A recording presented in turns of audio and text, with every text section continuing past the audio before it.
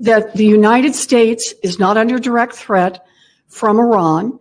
Our own national security advisor has said that Iran is not developing a nuclear weapon.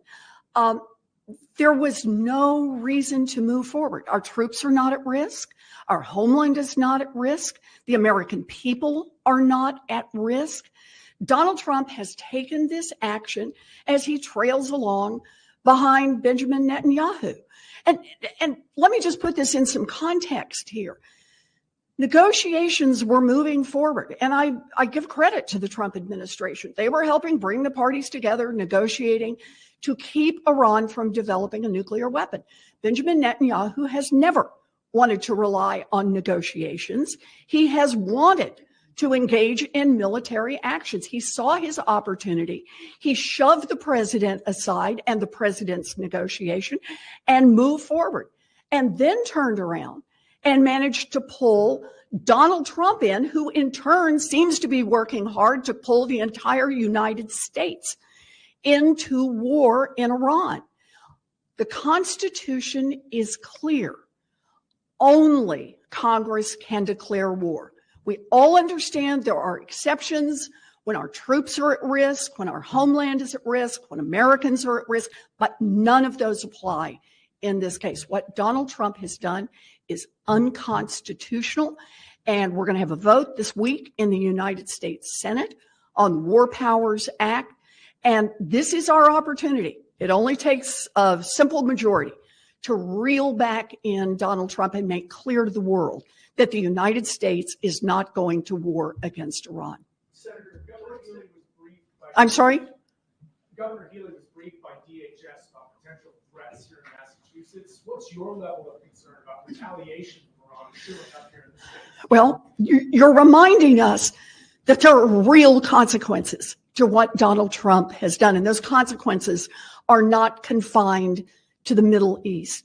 We are now all at much greater risk because of the reckless actions of Donald Trump. We may experience consequences here in the United States, and Homeland Security is obviously on much higher alert now.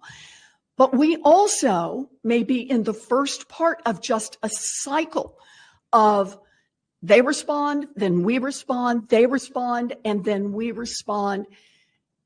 And before we know it, once more, we're in another endless war in the Middle East. The time to put a stop to it is right now.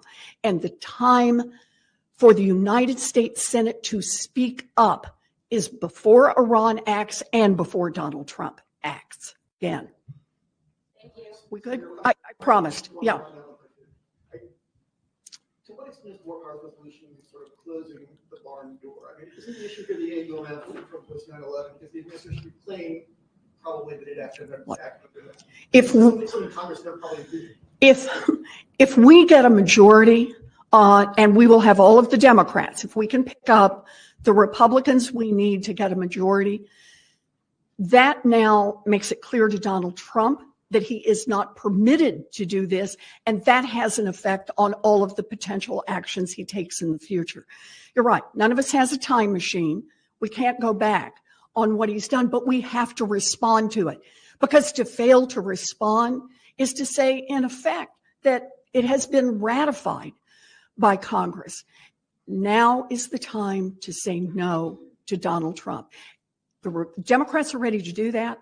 We need some Republicans to join us. Senator, there have been examples where Democratic presidents have acted similarly. For example, from 2011, when President Obama sent a coalition of Senate American forces along with NATO forces into Libya, into the civil war there to protect civilians. Do you see a distinction? So, yes, there was the question about civilian harm at the time. Donald Trump didn't do any of this. He didn't stand up and say, look, what I'm trying to do is I'm trying to protect civilians on the ground. Here's the ongoing dispute, and here's how we think we can help. He just followed Benjamin Netanyahu and said, we're going to blow up a part of Iran. And of course, he did that when his own security advisor, national security advisor, is saying the threat does not exist. And he then reports, once he's done it, we're all done. It's all happened. I've gotten rid of all of the nuclear threat, all of the nuclear material, only to turn around and the next day, his own vice president and the rest of his administration, his own chairman of the Joint Chiefs of Staff, are all walking that back, saying that what Donald Trump said at the time he announced the bombing was just factually inaccurate.